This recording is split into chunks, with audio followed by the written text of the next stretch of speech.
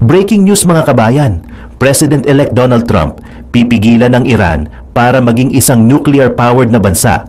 Pangalawang breaking news, Israel Prime Minister Benjamin Netanyahu may military operation na gagawin laban sa Iran.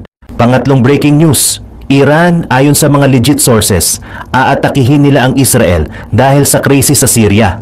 Bago tayo magumpisa, baka pwede pa like ng video na ito. Malaking bagay na to sa aming mga content creators. Maraming salamat po.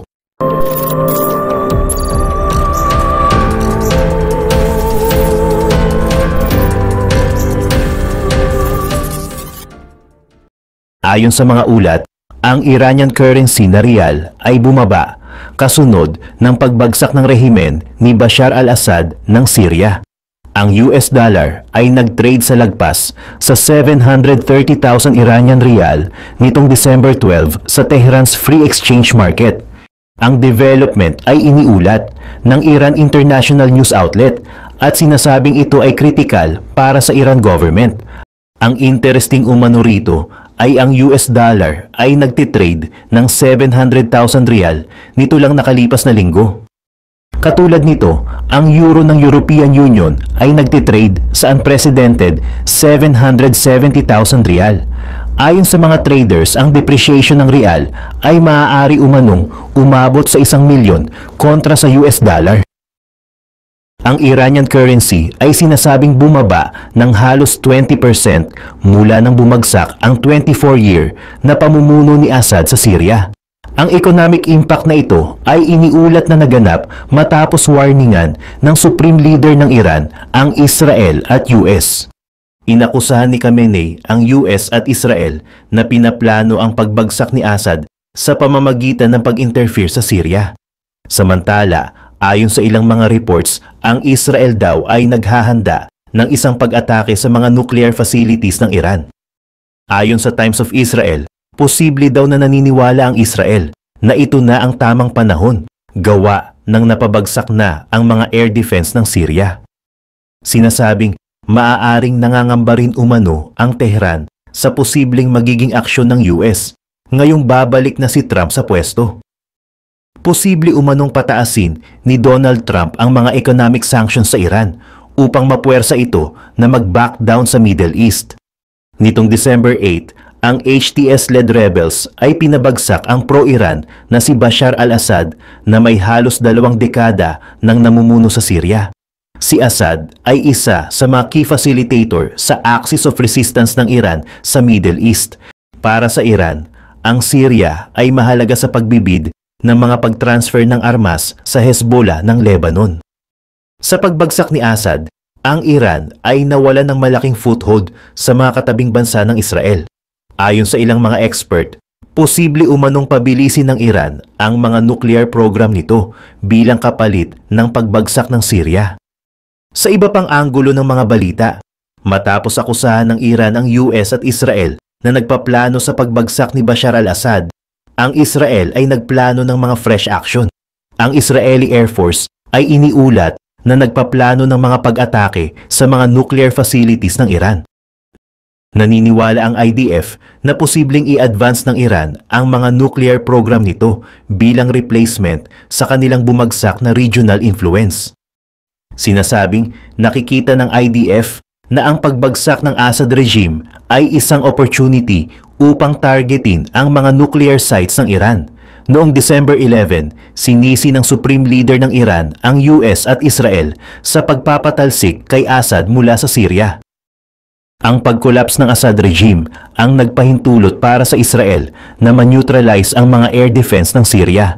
Ayon sa Israel, nasira nito ang halos 86% ng mga air defense ng Syria, kabilang na ang Russian SA-22 at SA-17. Mas pinatindi ng Israel ang mga pag-atake nito sa Syria matapos mapasa kamay ng mga HTS rebels ang Syria. Sa pagbagsak ng mga air defense, maaari na ngayong magpalipad ang Air Force ng Israel sa Damascus upang mamonitor ang mga targets. Samantala, noong December 7, iniulat ng International Atomic Energy Agency na ine-enrich ng Iran ang uranium production nito sa 60% na lumalapit naman sa isang weapon grade level. Sa pagbuo ng isang nuclear warhead, maaalala na 90% lamang ang kinakailangan, ayon sa International Atomic Energy Agency. Ayon pa rito, kapansin-pansin umano ang napakabilis na production ng uranium sa Fordo plant. Ayon sa statement ng International Atomic Energy Agency, ang Iran lang daw ang nag-iisang non-nuclear weapon state na nag-enrich ng uranium sa 60%. Sa isang tugon, sinabi ng Iran na ang aksyon nito ay nakabatay sa kanilang rights sa ilalim ng NPT at International Atomic Energy Agency oversight. Ayon pa sa claim ng Tehran, nananatili daw sila bilang isang responsible International Atomic Energy Agency member na committed sa isang peaceful nuclear energy. Sa iba pang mga balita, tinitimbang ni newly elect US President Donald Trump ang mga opsyon sa pagpigil sa Iran sa pagbuo nito ng mga nuclear weapon, kabilang ang preventative airstrikes. Ang ulat ay naganap habang ang Israel ay iniulat na nagsasagawa ng mga plano para sa isang potensyal na pag-atake sa mga Iranian nuclear facilities, sa gitna ng lumalawak na mga concerns sa posibleng pagbuo ng Islamic Republic ng isang armas. Sinabi ni Trump kay Prime Minister Benjamin Netanyahu sa mga kamakailang pagtawag nito na nais niyang maiwasan ang isang Iranian breakout sa panahon ng kanyang termino. Pero kahit na naghahanap siya ng isang paraan upang pigilan ang Islamic Republic mula sa pagbuo ng nuklear, posible pa rin daw na madamay ang mga troops ng US. Ayon sa mga ulat, ang incoming administration ng US ay kasalukuyang nagtatrabaho para sa isang maximum pressure ng kanilang 2.0 plan. Sinasabing ito ay nagre-recreate ng policy of aggressive sanctions sa Iran na isinagawa ni Trump sa kanyang unang termino at na-pulled out naman sa Obama-era agreement at sa kagustuhan ng bansa na limitahan ang nuclear program nito kapalit ng mga sanction relief. Pumunta naman tayo sa ibang dako ng balita. Noong September 14, 2022, inaprubahan ng US Senate ang Taiwan Policy Act. Ang batas na ito ay magpapatibay sa relasyon ng Washington at Taipei. Kasama rito ang interoperable security arrangements, trade links at ugnayang pangtao. Higit pa rito, gumagamit ang batas ng values-based rhetoric upang ilahad ng detalyado ang Indo-Pacific strategy ng Washington. Dito, binibigyan ng malaking papel ang Taiwan at sinasabing mahalaga ito sa interes at mga values ng United States. Kahit medyo kakaiba ito dahil hindi naman opisyal na kinikilala ng Washington ang gobyerno ng Taipei. Mas importante ang aktwal na sitwasyon kaysa sa mga formal na usapan. Sa strategic perspective, ang Taiwan ang susi sa Indo-Pacific. Bukod sa mahalagang lokasyon nito, economic hub din ng Taiwan at sentro ng technological innovation. Naging tampok ang kahalagahan ng isla nang bumisita si US House Speaker Nancy Pelosi na nagdulot ng bagong tensyon. Kaya ano nga ba talaga ang nakataya at paano nagiging susi ang Taiwan sa regional balance of power? Bagamat sinasabi ng Beijing na ang Taiwan ay kanila mula pa noong sinaunang panahon, naging mahalaga lamang ito sa strategic sense kamakailan lang. Sa halos buong kasaysayan nito, ang focus ng Middle Kingdom ay nasa land power at depensa. Ang Great Wall of China ay proteksyon laban sa mga mananakop at ang Silk Road ang trade corridor para sa mga mangangalakal ng China. Hindi talaga nabigyan ng pansin ng Taiwan. Namuhay ang isla at ang mga katutubo nito ng hiwalay, malayo sa impluwensya ng great power politics. Noong 16th century lamang, nakita ng mga Portuguese sailors ang isla at tinawag itong Ilha Formosa na ang ibig sabihin ay magandang isla. Ngunit malayo ito sa pagiging maganda dahil sa mabundok na loob at malaryal na kalagayan nito. Ang kahalagahan nito ay bilang colonial trading post. Ironically, ang kolonisasyon ng Taiwan ng mga puwersang Espanyol at Dutch ang nagpahalaga sa Beijing sa kahalagahan ng isla. Naging mahalaga sa interes ng China ang kontrol sa isla. Hindi lamang nito pinipigilan ang mga pag-atake at hindi nais na pakikialam sa mga merkado ng China. Ngunit, pinipigilan din nito ang mga rebelde na magkaroon ng ligtas na taguan mula sa centralized power ng mainland. Ang Taiwan ay parang gateway na nagbibigay ng access sa Chinese heartland sa mga malalayong naval powerhouses. Pagkatapos bumagsak ng Ming Dynasty noong 1644, nagrebelde ang mga loyalista laban sa mga bagong Manchu leaders ng China. Isang kilalang leader ng resistance ay si Koxinga, na matagumpay na umatake laban sa Manchus sa Chinese coast. Ngunit pagkatapos ng malaking pagkatalo sa Nanjing noong 1659, tumakas si Koxinga sa Taiwan. Doon, ginamit niya ang kanyang martial prowess laban sa mga Dutch colonies at tinalo sila noong 1661. Ngunit hindi tumigil ang Qing hegemony. Noong 1863, nagpadala ang Beijing ng 300 warships at natalo ang mga sundalo ni Koxinga, kaya naging bahagi ng Qing Empire ang Taiwan. Ngunit hindi nagtagal ang kontrol ng Beijing. Makalipas ang ilang dekada, nasakop ng Japanese Empire ang Taiwan noong 1895 at nanatiling kontrolado hanggang matapos ang World War II.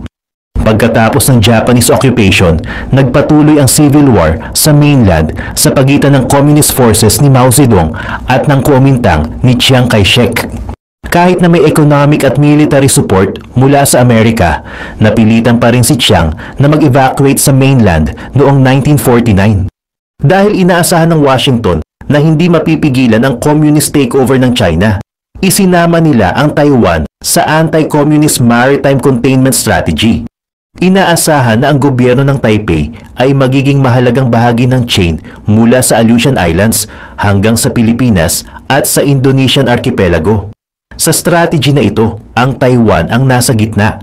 Kaya noong nagkatapat ang Washington at Beijing sa Korean War, naging kaalyado ng Amerika ang Taiwan.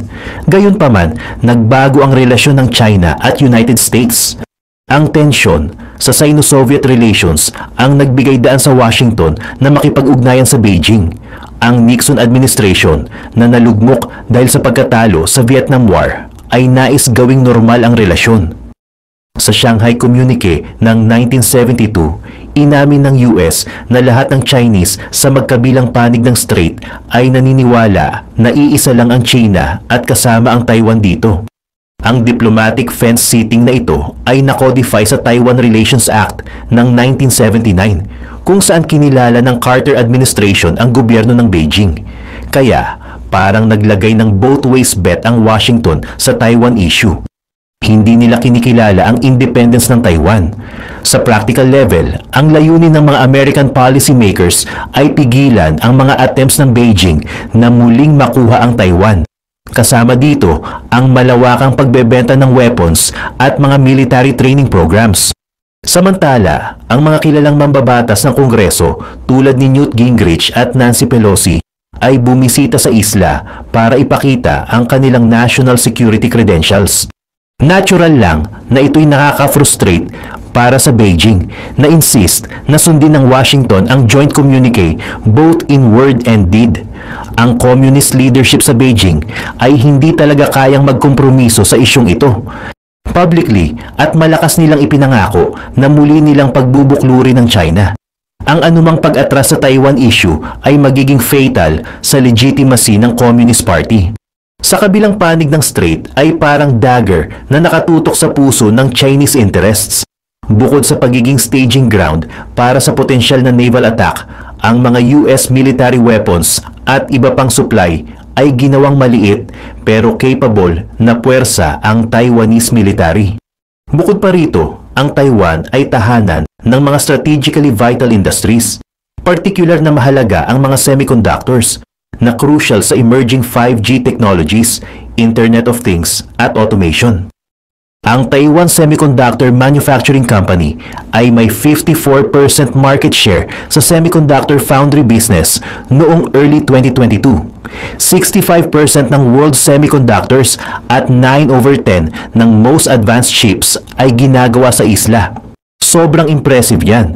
Sa ilalim ng American patronage, ginamit ng Taipei ang low labor costs at proximity sa Chinese mainland para mag-specialize sa semiconductors. Naging matagumpay ang plano dahil naging global leader ang Taiwan sa microchip manufacturing na nag-account para sa 30% ng Taiwan's 2019 exports at 17% ng total GDP. Pero habang lumalago ang kayamanan ng Taiwan, tumaas din ang civilian wages. Dahil dito, napilitan ang mga Taiwanese firms na mag-outsource ng labor-intensive processes sa Chinese mainland. Ang Fujian, sa kabilang panig ng Strait ng Taiwan, ay umunlad dahil sa Taiwanese capital investment at trade. May natural synergy kasi karamihan ng mga Taiwanese ay may lahi mula sa Fujian region at nagsasalita ng similar dialects ng Chinese.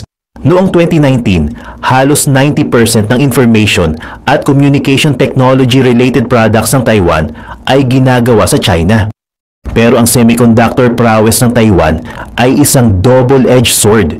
Dahil sa geopolitical volatility, nag-i-invest ng bilyon-bilyong dolyar ang United States para suportahan ang mga domestic chip makers tulad ng Intel, habang ganun din ang ginagawa ng China sa mga kumpanya tulad ng semiconductor.